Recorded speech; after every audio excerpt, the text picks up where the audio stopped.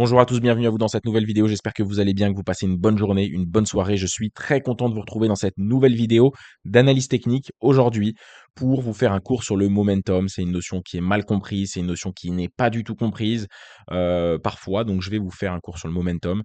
On va parler de cette notion-là sur les marchés qui est une notion essentielle pour comprendre l'évolution des graphiques, le comportement des marchés. C'est vraiment essentiel. C'est une notion phare du marché qu'on peut réutiliser, utiliser dans plein de stratégies. Peu importe ce que vous tradez, vous devez comprendre que parfois le marché a du momentum, parfois le marché n'en a pas. Et si on ne sait pas faire cette distinction-là et quand et comment l'utiliser, on est tout simplement mort pour la plupart des stratégies, selon moi, parce que ça permet de filtrer plein de petites choses. Et pour ça, bah, ça se travaille. Mais avant tout, il faut en avoir les connaissances et moi, je vais vous les donner et vous pourrez vous entraîner ensuite par la suite. Alors, le momentum, qu'on appelle aussi displacement, selon l'école ICT, SMC, on aura plus souvent ce nom de displacement, de momentum, ça signifie plus ou moins la même chose. Également force de marché, force du marché, c'est tout simplement un marché qui, va avoir tendance à décaler fortement. Ce décalage, par exemple, hein, là on le voit tout de suite, mais ça, c'est un fort momentum. Ce décalage, c'est souvent créé par un déséquilibre entre, les acheteurs et les vendeurs. Le range, c'est un équilibre. C'est un équilibre entre les acheteurs et les vendeurs. C'est un consensus à court terme trouvé entre les acheteurs et les vendeurs qui fait que le prix ne décale pas.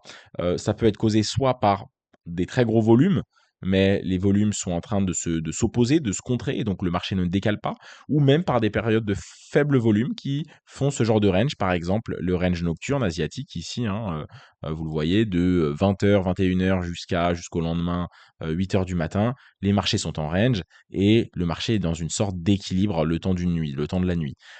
Et là, c'est qu'il y a peu de volume, peu de volatilité. Donc le fait que le marché et en tout cas du momentum, ça ne veut pas dire forcément qu'il y ait beaucoup de volume.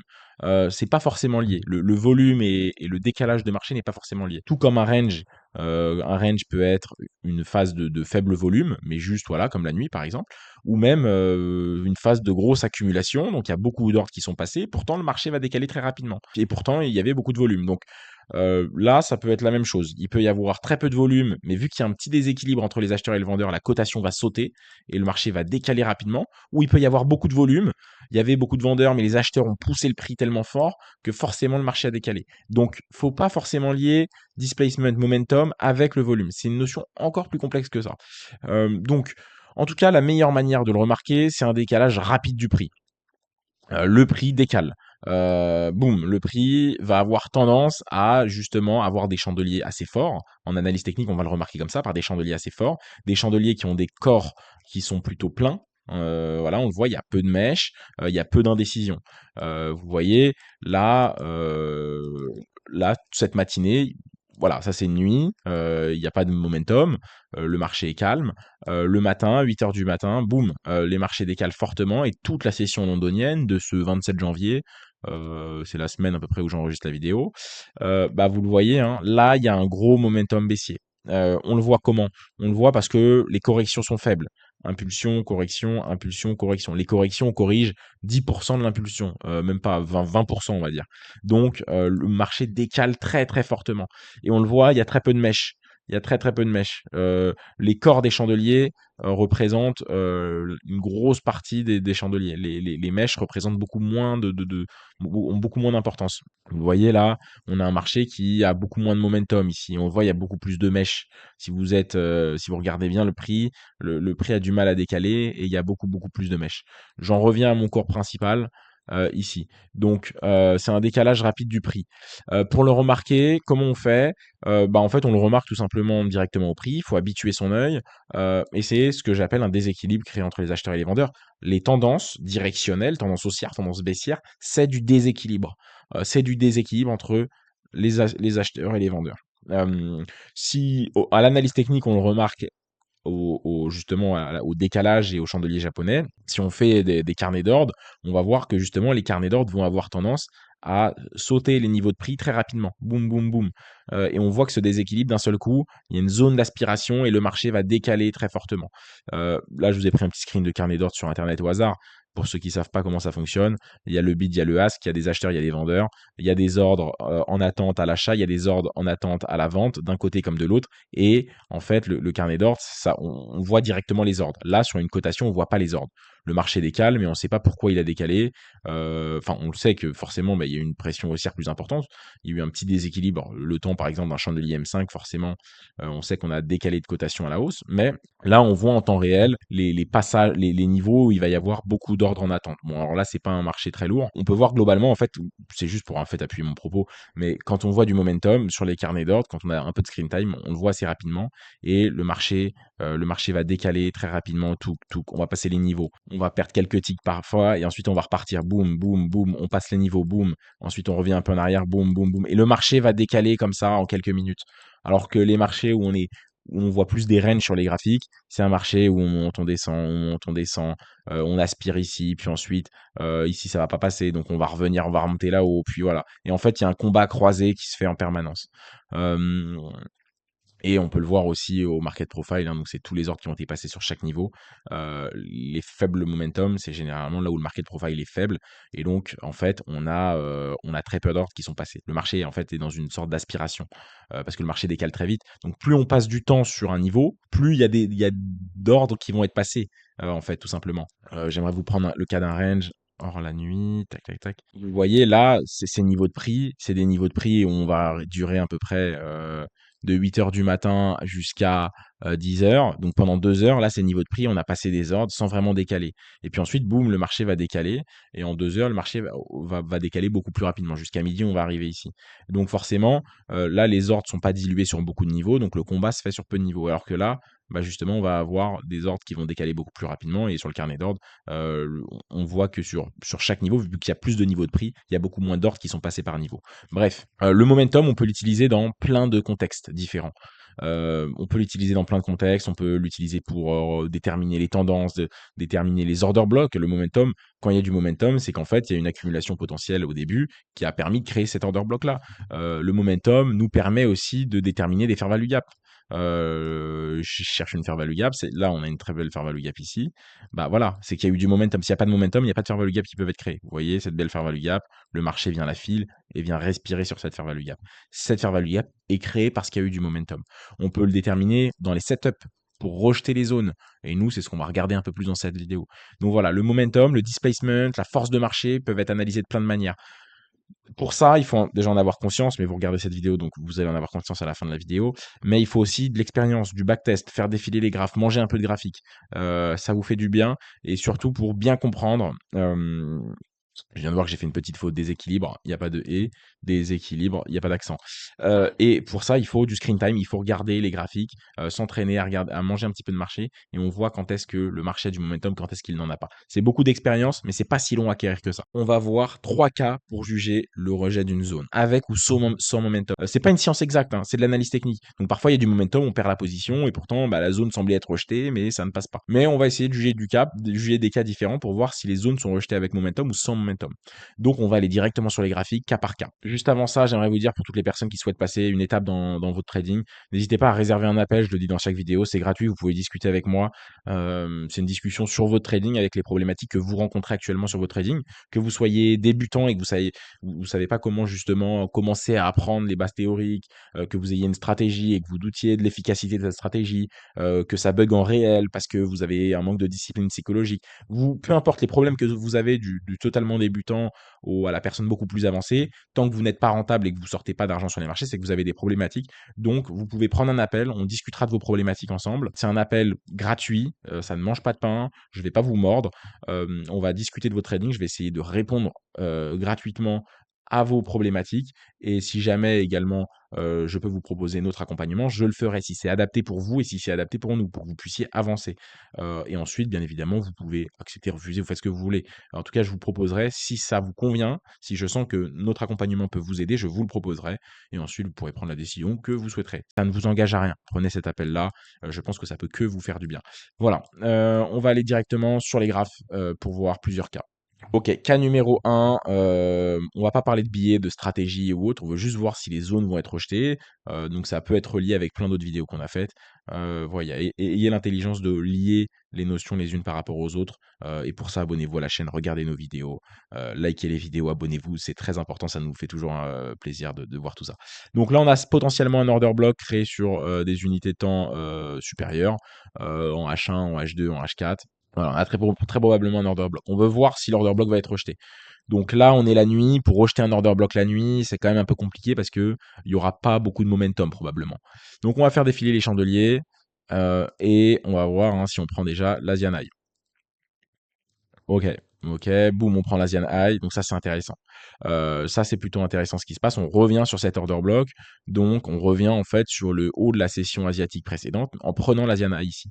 Là, pour du momentum et pour voir que le marché veut rejeter cette zone-là, eh ben, il va falloir montrer que le marché, boum, a de la force pour casser, hein. Alors pas jusqu'ici, mais vous avez compris, a de la force pour casser un petit peu de la structure.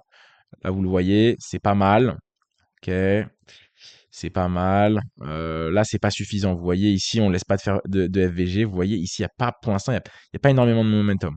Vous voyez, là, on pourrait penser que le marché commence à rejeter agressivement la zone, mais juste après, le chandelier d'après, regardez ce qui se passe, on ravale tout.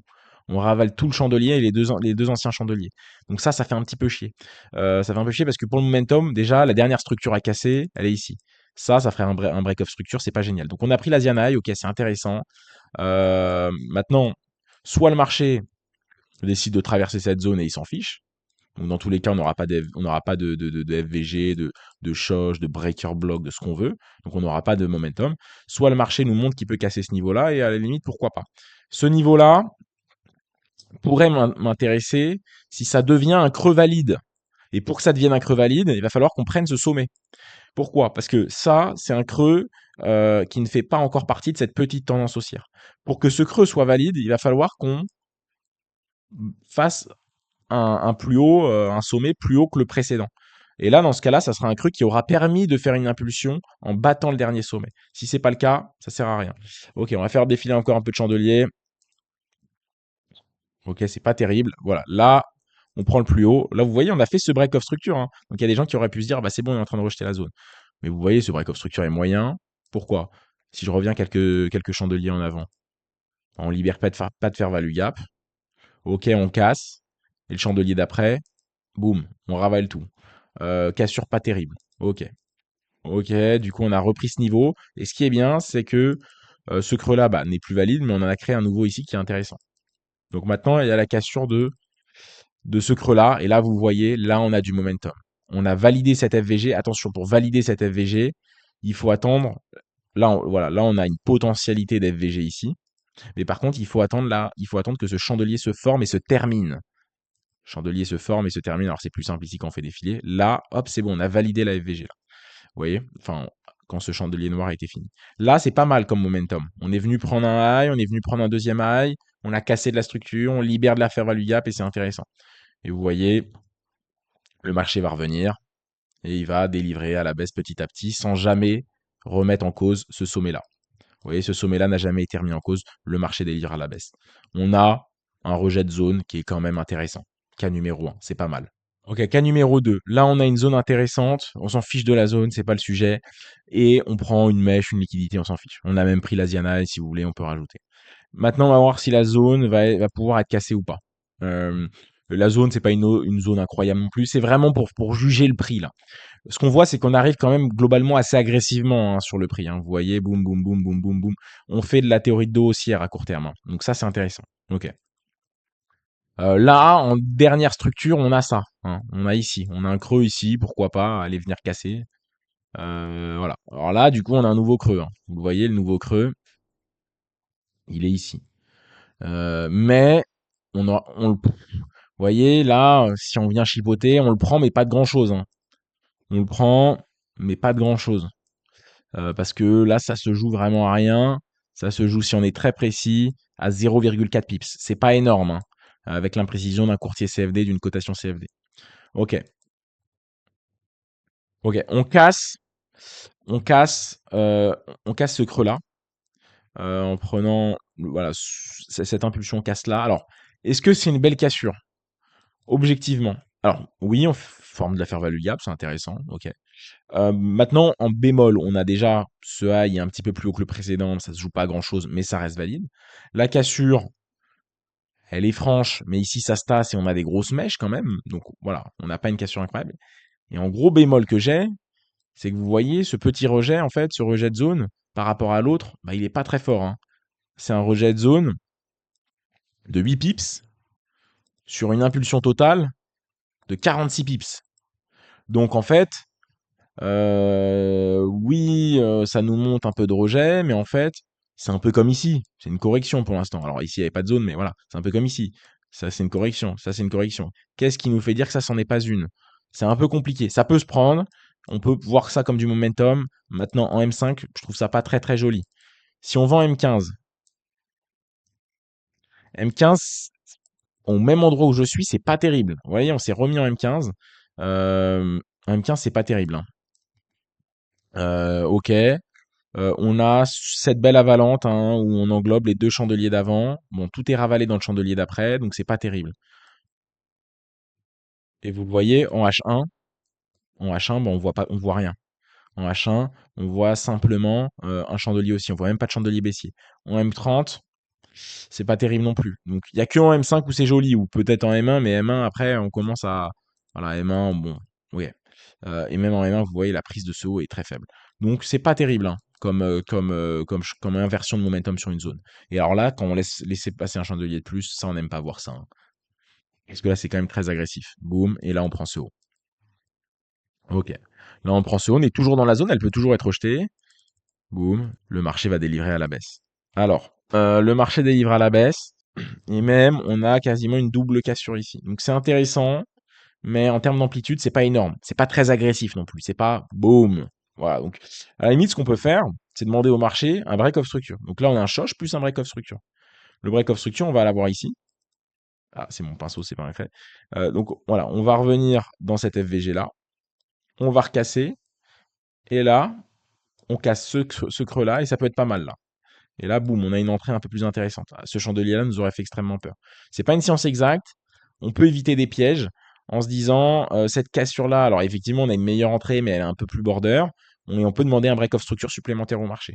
Étant donné que le marché a peu de volatilité pour le casser, enfin en termes de volatilité, en termes de pips, ça peut. Voilà. C'est-à-dire que si on rentre pas ici, mais qu'on rentre sur la deuxième FVG ici, bah c'est pas trop grave. On aura un stop un peu plus gros, mais globalement, on pourra toujours aller chercher loin. Donc faut pas non plus tout le temps chipoter. Euh, Après, on a une inversion sur la zone quand même. En M15, vous voyez, là, c'est pas très joli. Alors, on a ces mèches-là de rejet qui font un peu comme des pin bars. On a cette mèche-là qui est pas jolie, hein. Vous savez, cette mèche-là, c'est une mèche baissière, donc ça laisse la possibilité d'aller un peu plus haut. Donc ça, c'est pas joli en termes d'analyse de momentum. On a ce chandelier plein qui, par contre, lui, est très bien parce qu'on vient ravaler toutes les mèches. Et après, on a cette jolie pin bar qui est très belle. Donc, si on rentre au marché et on rentre pas en ordre limite, rentrer après la clôture de ce chandelier-là, ça peut être pas mal pour voir le marché ensuite découler. Voilà, en analyse de momentum, ce qu'on peut faire. Ensuite, en M30, ça fait une sorte d'étoile du matin un peu plus grosse. Étoile du matin, étoile du soir, vous m'avez compris. Et en H1, c'est pas terrible. Alors, en H1, c'est vraiment. On prend ça, on reprend ça, on reprend ça. On a ce doji qui est pas très génial, hein, parce qu'en fait, ce qui serait idéal, c'est d'avoir une belle mèche à la hausse et pas de mèche à la baisse. Mais après, on a cette belle avalante qui avale les deux derniers chandeliers de 30 minutes qui sont quand même intéressants. Ok, troisième cas analysé. On a une belle zone ici. Ni FVG ni OB, je crois que c'est une zone de BPR. Ok, c'est une zone intéressante. Ce qui nous intéresse, c'est de voir, de l'analyser du momentum de marché. Ok, on cavale sur la zone, c'est très bien. Euh, Là, maintenant, on a un problème, c'est quand on avance très vite, c'est pas évident, hein. Déjà, il n'y a pas de structure à casser. Donc, ce qu'on peut potentiellement demander au marché, c'est de nous faire de la FVG, de revenir dans la FVG, de nous refaire de la FVG et de placer des ordres dessus pour que le marché ait le temps de se structurer un peu à la baisse, quoi. Ok, on rejette la zone. Ça, c'est pas mal parce que là, potentiellement, alors non, on forme pas de creux ici, on va voir. Ok, toujours pas. Ok, bon, on a un creux qui est formé là. Donc là, on a un creux qui est formé ici. Là, c'est pas mal ce qui se passe parce que, bon, on a un creux qui est fort, on casse des creux, bon, c'est pas très intéressant, on fait des mini FVG, c'est pas très intéressant. on vient prendre ici ce sommet-là. Ça, c'est pas mal du tout. On prend cette liquidité très agressivement. Et là, on a un deuxième creux qui est ici, et qui là peut être pris, s'il est pris agressivement, qui peut être intéressant. Donc, boum. Et là, le marché prend agressivement ce creux-là. Et ça, c'est pas mal. En 15 minutes, moi, j'aime beaucoup ce genre de configuration. Pourquoi? Parce que on prend là avec la mèche. Et puis ensuite, alors en 15 minutes, ça c'est pas beau par contre. On aurait aimé une clôture de chandelier un peu plus basse. Et en 1 heure, c'est un beau pin bar. Ça peut annoncer un rejet et aller chercher des zones un peu plus basses par ici par exemple. Donc c'est quand même intéressant. En 30 minutes, ça donne quoi? C'est aussi intéressant parce que c'est des belles mèches de rejet, hein. On voit des belles mèches de rejet sur les zones.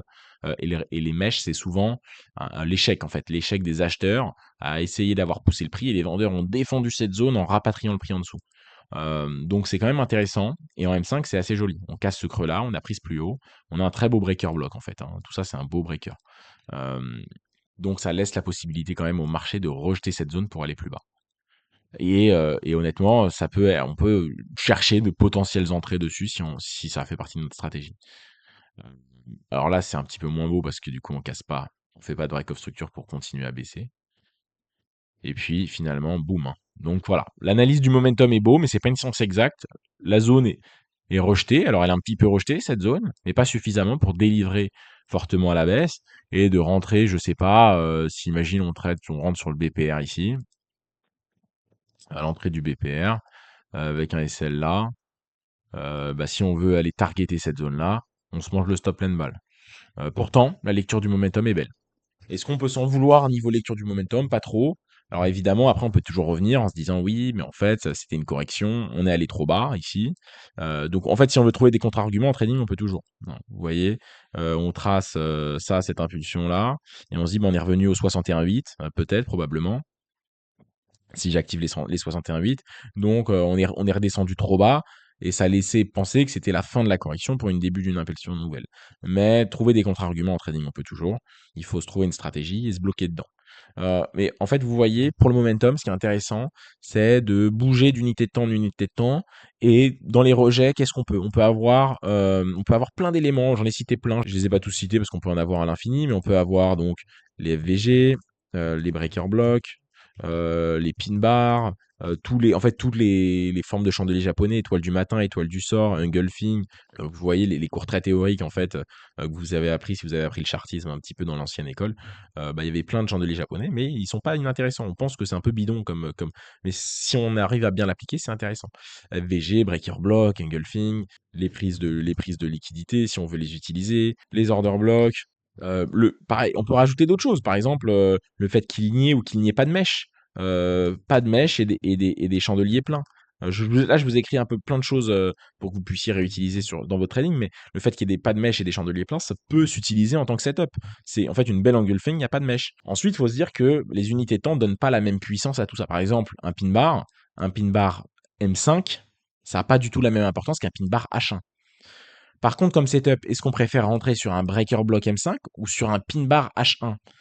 Là, en termes d'importance, ça peut se valoir. Donc, vous voyez, les choses sont un petit peu plus complexes que ça. Et la lecture du momentum, il y a deux choses. Premièrement, il y a de l'expérience. Deuxièmement, il y a un cadre qu'il faut se fixer en fonction de ce qu'on veut utiliser. Est-ce qu'on veut l'utiliser pour déterminer la tendance, pour des rejets de zone? Là, c'est le cas appliqué du momentum, c'est du rejet de zone. Et donc, on peut utiliser le momentum pour aussi lire les tendances court terme. Par exemple, ce qu'on voit, c'est que, regardez, ça, c'est une phase de marché ici, hein, de ici à ici, une phase haussière. Je vais juste vous enlever ça. Ça, ensuite, ici, à partir d'ici, on a une phase de correction de marché. Et à partir d'ici, on a de nouveau une phase haussière, une phase d'impulsion. Et vous voyez, on prend quasiment le même temps, le même nombre de chandeliers pour faire cette phase haussière-là. On va prendre 19 barres, 19 chandeliers. Pour un mouvement qui va être plus ou moins, on dirait équivalent ici, hein, 22 barres, voilà, 22 barres, à peu près 22 chandeliers pour faire ce mouvement impulsif. Donc on prend le même nombre de temps, en termes de temps, pour faire ce mouvement haussier et ce mouvement baissier. Sauf que ce mouvement haussier a un décalage de prix beaucoup plus important que ce mouvement baissier. Et ensuite, on va reprendre 19 chandeliers pour refaire un mouvement qui est beaucoup plus gros que l'autre. Donc en fait, dans une tendance, c'est pas les impulsions qui durent plus longtemps que les corrections. Parce qu'en fait, les impulsions et les corrections durent le même nombre de temps. C'est juste que dans un même temps, dans un même laps de temps, on va faire sauter les niveaux beaucoup plus rapidement que dans une phase corrective. Beaucoup de gens se trompent et se disent, bah, dans une tendance, on passe la plupart du temps, dans une tendance haussière, on passe la plupart du temps à la hausse. C'est faux, dans une tendance haussière, on passe le même temps à la hausse que le temps à la baisse généralement. C'est juste que quand on est à la hausse, on est dans un marché qui va avoir beaucoup plus de force que quand on est que quand on baisse. La phase corrective va durer autant de temps en termes de durée, en termes de temps, mais par contre, elle va être beaucoup moins forte. Et c'est bien aussi pour juger la force du marché. Vous voyez, un marché qui décale toujours fortement à la baisse, il faut essayer de le prendre. Hop, en fin de correction, là le marché se tasse et boum, on repart dans le bon sens. Donc le momentum peut permettre d'utiliser, de définir l'âge de la tendance, la force de la tendance, le rejet d'une zone comme on a pu le voir ici, création de zone. On peut le déterminer dans plein de choses et analyser le momentum, c'est avoir un peu d'expérience, et le backtest permet à ça et ensuite évidemment le trading réel le permet encore plus. Donc voilà un petit peu cette vidéo, j'espère qu'elle vous a plu. N'hésitez pas à liker, on donne plein de valeur sur YouTube, on est je pense la meilleure chaîne francophone. N'hésitez pas à mettre en commentaire si on est la meilleure chaîne francophone, j'ai quasiment aucun doute. Sur le trading, on essaye de vous donner un max de valeur et prenez des appels pour ceux qui veulent discuter de trading avec nous, ça sera toujours un plaisir. Merci à tous de m'avoir écouté et on se dit à la prochaine.